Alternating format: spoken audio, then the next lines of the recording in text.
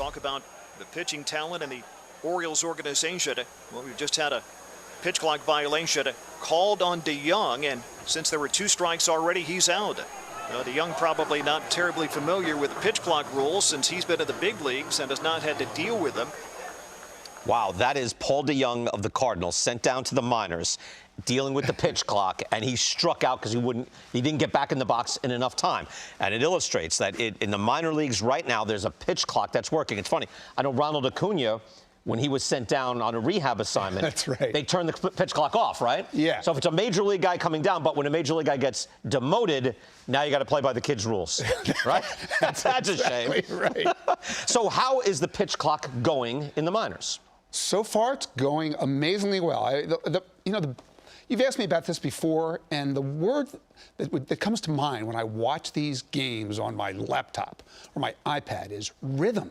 The games have incredible rhythm with the clock. Yeah. The average game time of a minor league game this year, Brian, is down 28 minutes. 28? Last year, 28 minutes. Wow. You know, some of these teams that start their night games at 6 o'clock, the night games are over before it gets dark. That's so I kept hearing, and from anything that was studied about how baseball has evolved over the last 30 years, and then when they did it, I think in high A ball last year, I was hopeful 30 or even or 20, like 20 minutes of dead time taken off. 38? That's the 28 minutes. Right. 28 minutes. So that's an extra 8 minutes and the whole game still occurs. Yes, it's only dead time that is out. You won't even know what's gone. And I've heard that. Rico Bronya, we had on the show, said, right, everybody, the players eventually, you're moving, let's play.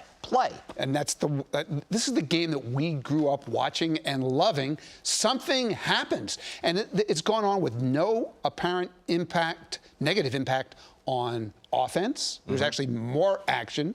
So that's been really encouraging. There's been no clear health impact. That California League, Brian, where they did the experimentation last year with this clock, had the lowest injury rate of any league in organized baseball. So anybody was, initially there was like, well, pitchers have to work so fast, their arms are going to fall off, there could be injuries. There's a ton of injuries already anyway, but that has not happened. Right. Now, one of the things that the Paul DeYoung thing that you showed has been an issue.